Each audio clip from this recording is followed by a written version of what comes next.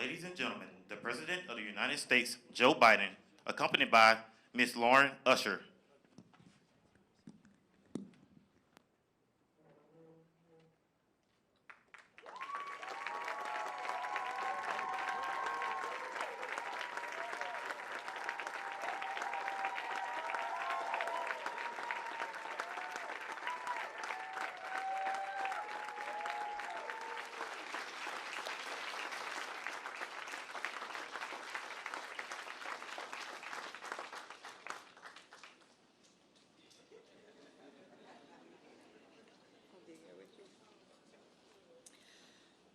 When I enrolled as an undergraduate at the University of Pennsylvania, my grandmother gave me a manuscript written by her great-grandfather, J.B. Stratford.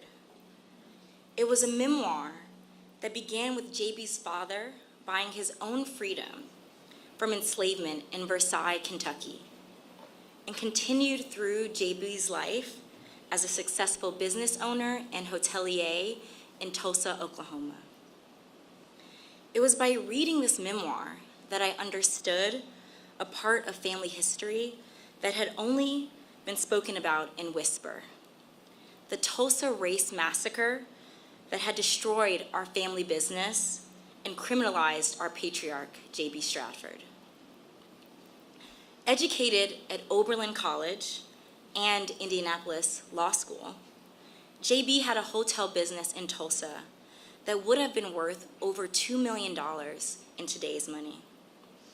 His hotel, the 54-room Stratford Hotel on the historic Greenwood Avenue, was sacked and burned to the ground during the Tulsa Race Massacre of 1921, along with over 30 square blocks of Black-owned property, causing him to flee to Kansas and later to Chicago to save his own life. He was falsely indicted for inciting the riot by an inflamed white grand jury for daring to stand up with his community to stop a mob from breaking into the jail and lynching a Black teenager named Dick Rowland, sparking the backlash which ended in the grievous massacre. My family worked to get these charges against JB dropped posthumously. I know how lucky I am to have this family history passed down from generation to generation. This history was the one thing that they were not able to steal from us. But as thankful as I am to know my history, I understand that history has no firm line to divide it from the present. Just as there are survivors still with us today from this tragic event, the mentality of the mob to declare that there would never again be another Black Wall Street in Tulsa, that mentality also still survives in many institutions and unfortunately in many people's hearts. Today, we welcome President Joe Biden here to stand beside us as we continue the fight for justice for the survivors and descendants of the Tulsa Massacre. He understands that as a nation, we are and we must be strong enough to confront the dark periods of our history with a bold agenda of equity, repair, and healing. J.B. Stratford died without seeing justice for the crimes against him and his community. But I am sure we will see justice in my lifetime, thanks to the efforts of all of you here joining us today. And now, I introduce to you President Joe Biden.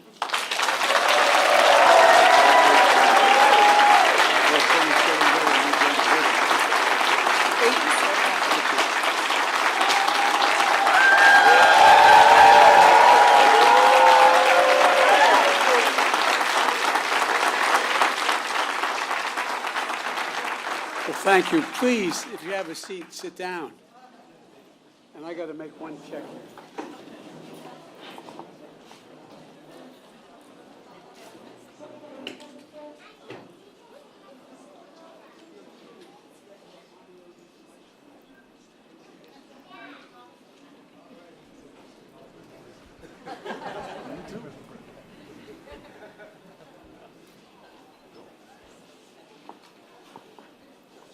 I just had to make sure the two girls got ice cream when this is over. Imagine how excited you'd be when you're 4, 5, almost 5 years old, coming to hear a president speak. My Lord. In my faith, we call that purgatory. Lauren, thank you for that gracious introduction. And in case you were wondering, in Delaware, we're a small state. We have the 8th largest black population in America, and we have one of the most talented members of Congress. And so if I didn't walk around and pay my tribute to Lisa Blunt Rochester, my congresswoman, immediately, that was... How are you, Rev? Good to see you. We've got a distinguished group of people here, and I want to thank Lauren for sharing the powerful story and for helping the country understand what's happening here. And to all the descendants here today, and to the community and civil rights leaders and members of the Congressional Black Caucus that are here, thank you for making sure we all remember, that we never forget. You know, there's a verse in 1 Corinthians that says, "For now we see in a mirror dimly, but then face to face, now I know in part, then I shall know fully." It is, I just toured the Hall of Survivors here in Greenwood Cultural Center.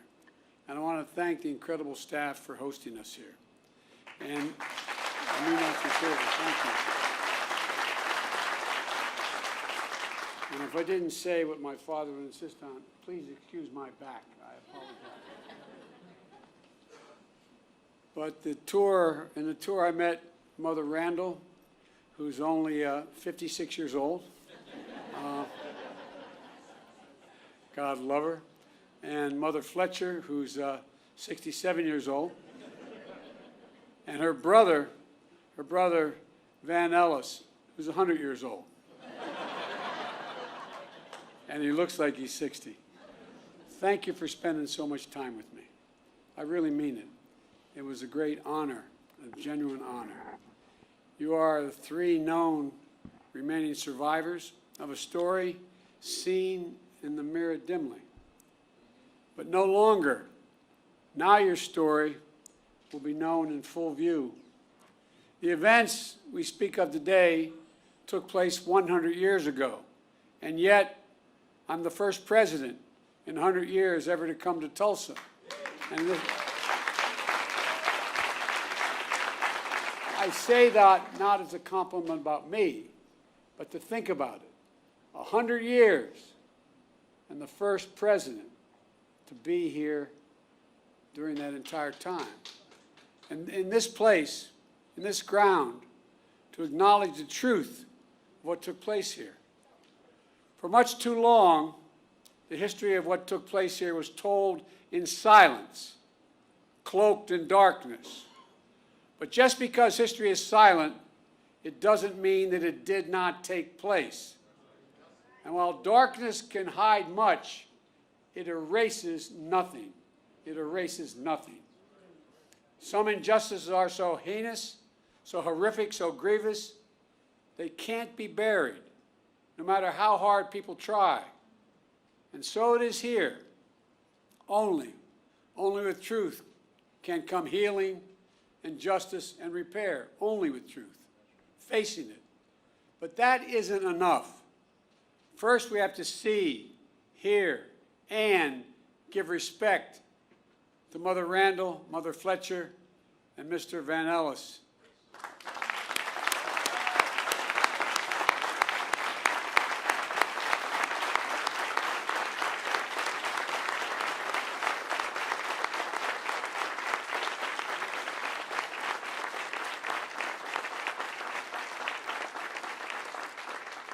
And to all those lost so many years ago, to all the descendants of those who suffered, to this community, that's why we're here, to shine a light, to make sure America knows the story in full.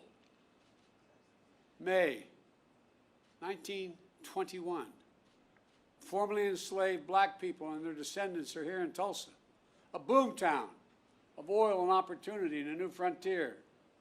On the north side, across the rail tracks that divided the city already segregated by law, they built something of their own, worthy of their talent and their ambition.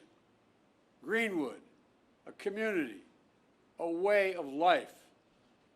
Black doctors and lawyers, pastors, teachers, running hospitals, law practices, libraries, churches, schools. Black veterans, like the man I had the privilege of giving a command coin to, who fought, volunteered and fought and came home and still face such prejudice.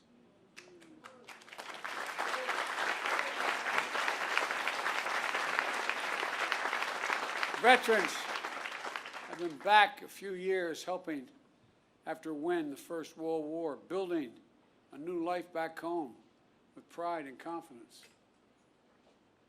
For a mom, and there were at the time, mom and pop black diners, grocery stores, barbershops, tailors, the things that make up a community. At the Dreamland Theater, a young black couple holding hands, falling in love. Friends gathered at music clubs and pool halls, at the Monroe family roller skating rink. Visitors staying in hotels like the Stratford. All around, black pride shared by the professional class and the working class, who lived together side by side for blocks on end. Mother Randall was just 6 years old. 6 years old, living with her grandma. She said she was lucky to have a home and toys and fortunate to live without fear. Mother Fletcher was 7 years old, the second of 7 children, the youngest being Mr. Van Ellis, who was just a few months old. The children, former sharecroppers, when they went to bed at night in Greenwood, Mother Fletcher says they fell asleep rich in terms of the wealth, not real wealth, but a different wealth, a wealth in culture and community and heritage. But one night changed everything. Everything changed. While Greenwood was a community to itself, it was not separated from the outside. It wasn't everyone, but there was enough hate, resentment, and vengeance in the community. Enough people who believed that America does not belong to everyone and not everyone is created equal. Native Americans, Asian Americans, Hispanic Americans, Black Americans, a belief enforced by law, by badge, by hood, and by noose that speaks to that lit the fuse. It lit it by the spark that it provided. A fuse of fury was an innocent interaction that turned into a terrible, terrible headline allegation of a black male teenager attacking a white female teenager. A white mob of 1,000 gathered around the courthouse where the black teenager is being held. Ready to do what still occurred, lynch that young man that night. But 75 black men, including black veterans, arrived to stand guard. Words were exchanged, then a scuffle, then shots fired. Hell was unleashed. Literal hell was unleashed. Through the night and into the morning, the mob terrorized Greenwood, torches and guns, shooting at will. A mob tied a black man by the waist to the back of their truck with his head banging along the pavement as they drove off. A murdered black family draped over the fence of their home outside. An elderly couple knelt by their bed praying to God with their heart and their soul when they were shot in the back of their heads. Private planes dropping explosives. The first and only domestic aerial assault of its kind on an American city, here in Tulsa. 8 of Greenwood's nearly 24 churches burned like Mount Zion across the street at Vernon AME. Mother Randall said it was like a war. Mother Fletcher says all these years later, she still sees black bodies around. The Greenwood newspaper publisher, A.J. Smitherman, penned a poem of what he heard and felt that night. And here's the poem. He said, "Kill them, burn them, set the pace, teach them how to keep their place. Reign of murder, theft, and plunder was the order of the night." That's what he remembers in the poem that he wrote. 100 years ago, at this hour, on this first day of June, smoke darkened the Tulsa sky, rising from 35 blocks of Greenwood that were left in ash and ember, raised in rubble. Less than 24 hours, 1,100 black homes and businesses were lost. Insurance companies, they had insurance, many of them, rejected claims of damage. 10,000 people were left destitute and homeless, placed in internment camps. As I was told today, they were told, "Don't you mention you were ever in a camp, or we'll come and get you." That's what survivors told me. Yet no arrests of the mob were made, none. No proper accounting of the dead. The death toll records by local officials said there were 36 people. That's all, 36 people. Based on studies, records, and accounts, the likely number is much more in the multiple of hundreds. Untold bodies dumped into mass graves.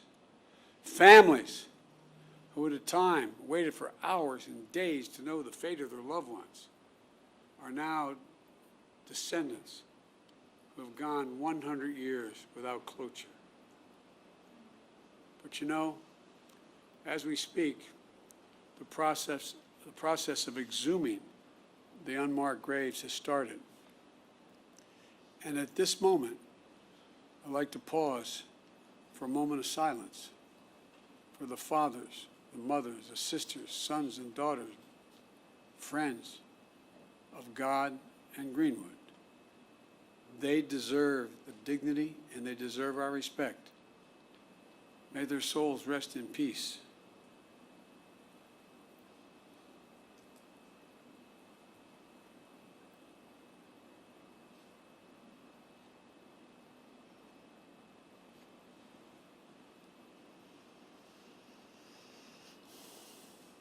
My fellow Americans, this was not a riot. This was a massacre.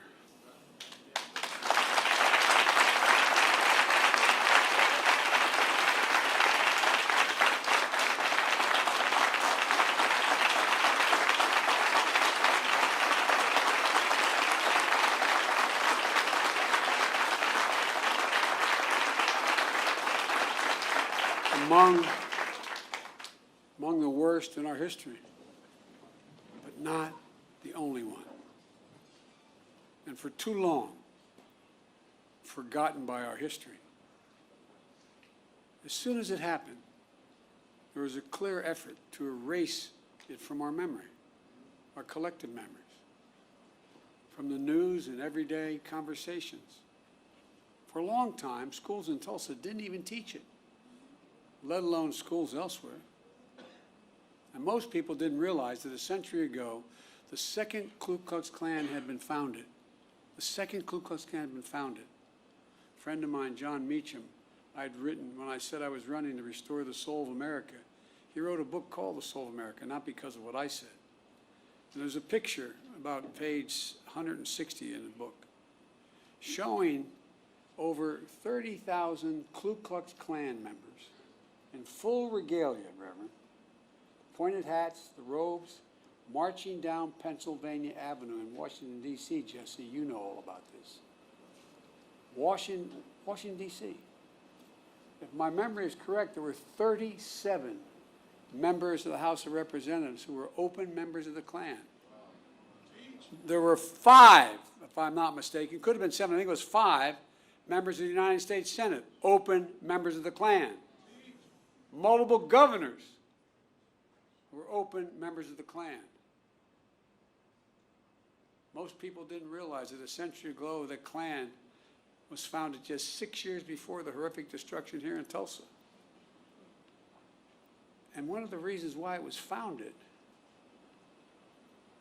was because of guys like me who are Catholic. It wasn't about African Americans then. It was about making sure that all those Polish and Irish and Italian and Eastern European Catholics who came to the United States after World War I would not pollute Christianity. The flames from those burning crosses torched every region of the country. Millions of white Americans belonged to the Klan, and they weren't even embarrassed by it. They were proud of it. And that hate became embedded systematically and systemically in our laws and our culture.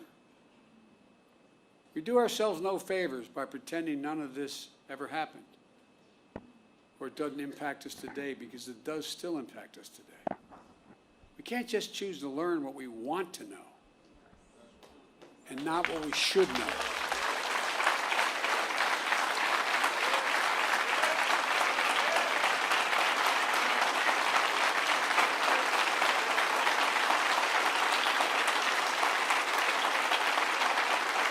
We should know the good, the bad, everything.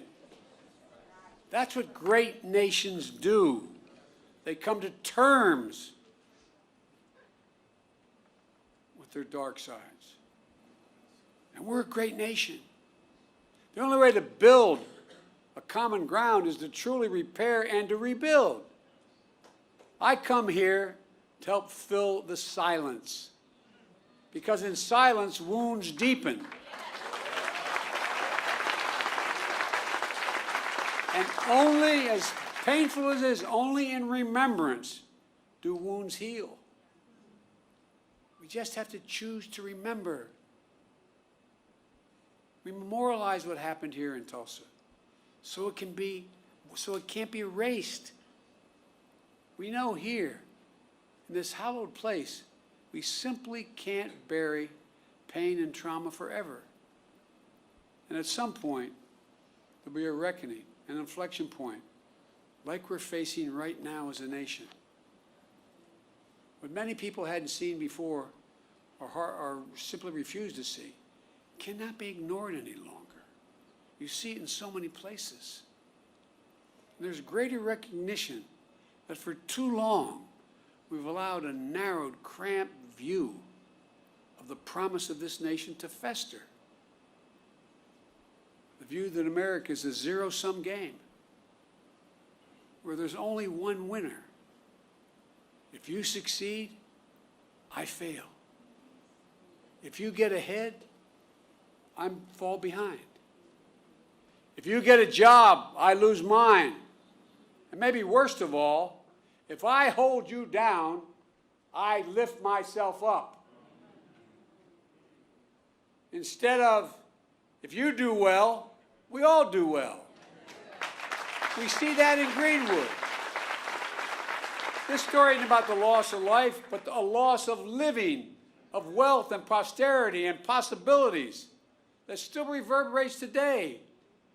Mother Fletcher talks about how she was the only able to attend school in the 4th grade and eventually found work in the shipyards as a domestic worker. Mr. Van Ellis has shared how even after enlisting and serving in World War II, he still came home to struggle with a segregated America. Imagine all those hotels and dinners and mom and pop shops that could have been passed down this past 100 years. Imagine what could have been done for black families in Greenwood. Financial security and generational wealth. If you come from backlines like my family, working class, middle class family, the only way we ever able to generate any wealth. It was inequity in our homes. Imagine what they contributed then and what they could have contributed all these years. Imagine a thriving Greenwood in North Tulsa for the last 100 years, what that would have meant for all of Tulsa, including the white community. While the people of Greenwood rebuilt again in the years after the massacre, it didn't last. Eventually, neighborhoods were redlined on maps, locking black Tulsa out of home ownership. A highway was built right through the heart of the community. Lisa, I was talking about our west side, what 95 did after we were occupied by the military, after Dr. King was murdered. The community, cutting off black families and businesses from jobs and opportunity. Chronic underinvestment from state and federal governments denied Greenwood even just a chance of rebuilding. We must find the courage to change the things we know we can change. That's what Vice President Harris and I are focused on, along with our entire administration, including our Housing and Urban Development Secretary, Marcia Fudge, who's here today.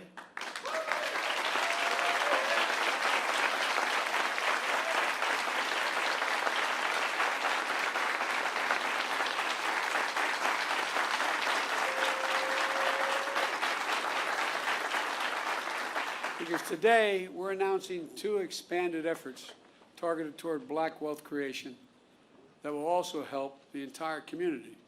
The first is my administration has launched an aggressive effort to combat racial discrimination in housing.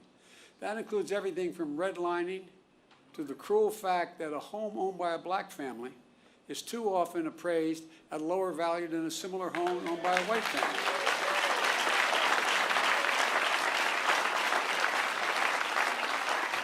And I might add, and I need help if you have answered this one, I can't figure this one out, Congressman Horsford, but if you live in a black community and there's another one on the other side of the highway, it's a white community, it's built by the same builder, and you have a better driving record than the guy with the same car in the white community, you're paying more for your auto insurance. Shockingly, the percentage of black American home ownership is lower today in America than when the Fair Housing Act was passed more than 50 years ago. Lower today. That's wrong.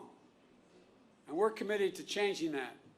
Just imagine if instead of denying millions of Americans the ability to own their own home and build generational wealth, we made it possible for them to buy a home and build equity into that home and provide for their families.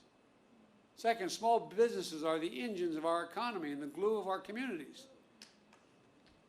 As president, my administration oversees hundreds of billions of dollars in federal contracts for everything from refurbishing decks of aircraft carriers to installing railings in federal buildings to professional services. We have a thing called, I won't go into it all, but there's not enough time now, but I'm determined to use every taxpayer's dollar that is assigned to me to spend going to American companies and American workers that build American products. And as part of that, I'm going to increase the share of the dollars the federal government spends to small disadvantaged businesses, including black and brown small businesses. Right now it calls for 10%. I'm going to move that to 15% of every dollar spent will be spent with that. I have the authority to do that. Just imagine if instead of denying millions of entrepreneurs the ability to access capital and contracting, we made it possible to take their dreams to the marketplace to create jobs and invest in our communities. The data shows young black entrepreneurs are just as capable of succeeding given the chance as white entrepreneurs are. But they don't have lawyers, they don't have accountants, but they have great ideas. Does anyone doubt this whole nation would be better off from the investments those people make? And I promise you, that's why I set up this National Small Business Administration that's much broader, because they're going to get those loans. Instead of consigning millions of American children to under-resourced schools, let's get each and every child 3 and 4 years old access to school, not daycare, school.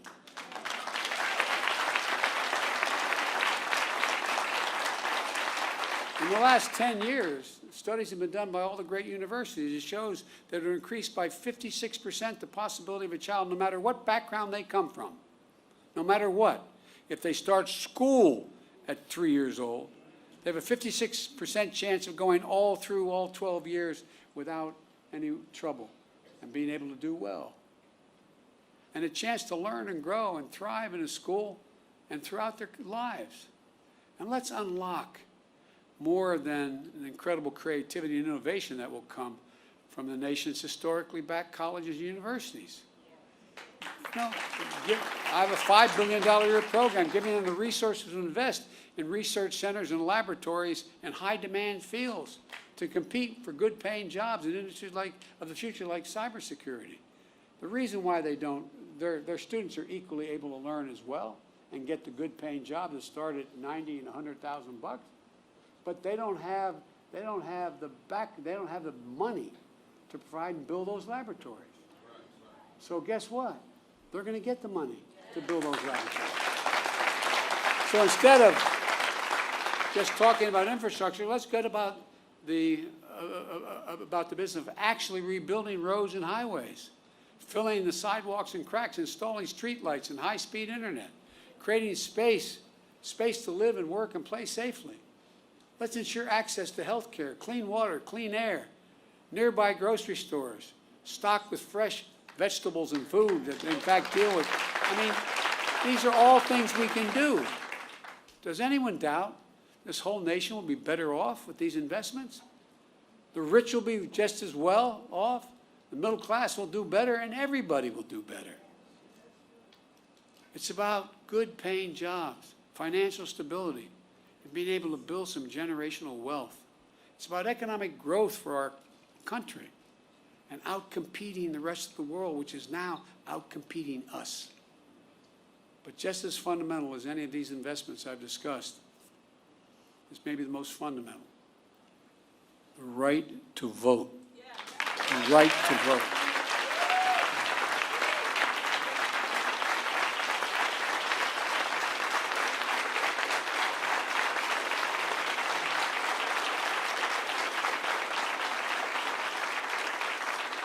A lot of the members of the Black Caucus knew John Lewis better than I did, but I knew him. On his deathbed, like many, I called John to speak to him. Rev, all John wanted to do is talk about how I was doing. He died, I think, about 25 hours later. But you know what John said? He called the right to vote precious, almost sacred. He said the most powerful, nonviolent tool we have in a democratic society. This sacred right is under assault with incredible intensity like I've never seen, even though I got started as a public defender and a civil rights lawyer. With an intensity and aggressiveness that we've not seen in a long, long time. It's simply un-American. It's not, however, sadly, unprecedented. The creed, "We shall overcome," is a long-time mainstay of the civil rights movement, as Jesse Jackson can tell you better than anybody. The obstacle to progress that have to be overcome are a constant challenge. We saw it in the 60s, but with the current assault, it's not just an echo of a distant history. In 2020, we faced a tireless assault on the right to vote. Restrictive laws, lawsuits, threats of intimidation, voter purges, and more. We resolved to overcome it all, and we did. More Americans voted in the last election than in the midst of a pandemic, than any election in American history. You got voters registered. You got voters to the polls. The rule of law held. Democracy prevailed. We overcame. But today, let me be unequivocal. I've been engaged in this work my whole career, and we're going to be ramping up our efforts to overcome again. I will have more to say about this at a later date, a truly unprecedented assault on our democracy, an effort to replace nonpartisan election administrators and to intimidate those charged with tallying and reporting the election results. But today, As for the act of voting itself, I urge voting rights groups in this country to begin to redouble their efforts now to register and educate voters. And in June should be a month of action on Capitol Hill. I hear all the folks on TV saying, why doesn't Biden get this done? Well, because Biden only has a majority of effectively 4 votes in the House and a tie in the Senate, with 2 members of the Senate who vote more with my Republican friends. But we're not giving up. Earlier this year, the House of Representatives passed For the People Act to protect our democracy. The Senate will take it up later this month, and I'm going to fight like heck with every tool at my disposal for its passage. The House is also working on the John Lewis Voting Rights Act, which is critical to providing new legal tools to combat the new assault on the right to vote. To signify the importance of our efforts, today I'm asking Vice President Harris to help these efforts and lead them among her many other responsibilities. With her leadership and your support, we're going to overcome again, I promise you, but it's going to take a hell of a lot of work. And finally, we must address what remains the stain on the soul of America.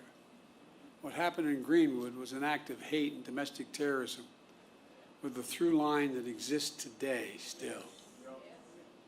Just close your eyes. And remember what you saw in Charlottesville 4 years ago on television. Neo-Nazis, white supremacists, the KKK, coming out of those fields at night, Virginia, with lighted torches, the veins bulging on their, as they were screaming. Remember, just close your eyes and picture what it was. Well, Mother Fletcher said when she saw the insurrection at the Capitol on January the 9th, it broke her heart.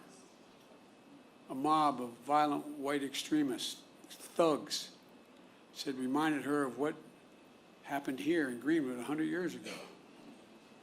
Look around at the various hate crimes against Asian Americans and Jewish Americans. Hate that never goes away. Hate only hides. Jesse, I think I mentioned this to you. I thought after you guys pushed through with Dr. King, the Voting Rights Act and the Civil Rights Act, I thought we were moved. What I didn't realize, I thought we had made enormous progress, and I was so proud to be a little part of it. But you know what, Rev? I didn't realize hate's never defeated. It only hides. It hides. And given a little bit of oxygen, just a little bit of oxygen by its leaders, it comes out of there from under the rock like it was happening again, as if it never went away. And so, folks, we must not give hate a safe harbor. As I said in my address to the joint session of Congress, according to the intelligence community, terrorism from white supremacy is the most lethal threat to the homeland today. Not ISIS, not Al-Qaeda, white supremacists. That's not me. That's the intelligence community under both Trump and under my administration. 2 weeks ago, I signed into law the COVID-19 Hate Crimes Act, which the House had passed, and the Senate. My administration will soon lay out our broader strategy to counter domestic terrorism and the violence driven by the most heinous hate crimes and other forms of bigotry. But I'm going to close where I started. To Mother Randall, Mother Fletcher, Mr. Van Ellis, to the descendants, and to all survivors, thank you. Thank you for giving me the honor of being able to spend some time with you earlier today. Thank you for your courage. Thank you for your commitment. And thank your children and your grandchildren and your uncle and your nieces and your nephews. To see and learn from you is a gift, a genuine gift.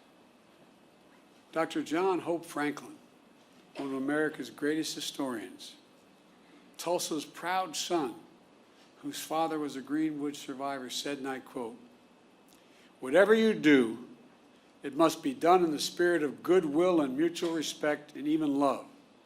How else can we overcome the past and be worthy of our forebears and face the future with confidence and with hope?"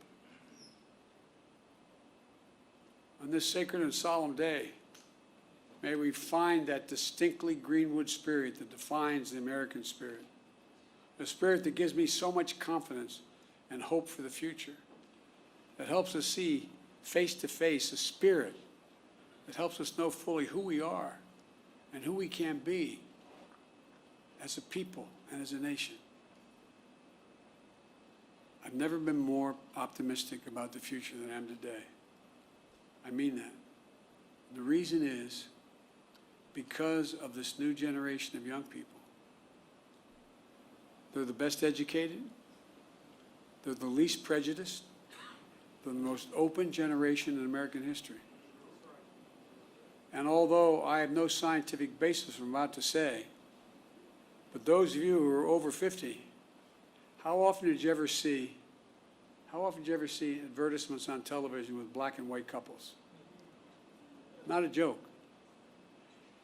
I challenge you, find today, when you turn on the stations, sit on one station for 2 hours, and I don't know how many commercials you'll see, lay 8 to 5. 2 to 3 out of 5 have mixed race couples in them. That's not by accident. They're selling soap, man. Not a joke. Remember old Pat Caddell used to say, you want to know what's happening in American culture? Watch advertising. Because they want to sell what they have. We have hope in folks like you, honey. I really mean it. We have hope, but we've got to give them support. We have got to give them the backbone to do what we know has to be done. Because I doubt whether any of you would be here if you didn't care deeply about this. You're sure the devil didn't come to hear me speak. But I really mean it. I really mean it. Let's not give up, man. Let's not give up. As the old saying goes, hope springs eternal. I know we've talked a lot about famous people, but my colleagues in the Senate used to always kid me because I was always quoting Irish poets. They think I did it because I'm Irish. They think I did it because, as we Irish, we have a little chip on our shoulder, a little bit sometimes. That's not why I did it. I did it because they're the best poets in the world. You can smile, it's okay, it's true. There was a famous poet who wrote a poem called The Curate Troy, Seamus Heaney. And there's a stanza in it that I think is the definition of what I think should be our call today for young people. He said, history teaches us not to hope on this side of the grave, but then, once in a lifetime, that longed-for tidal wave of justice rises up, and hope and history rhyme. Let's make it rhyme. Thank you.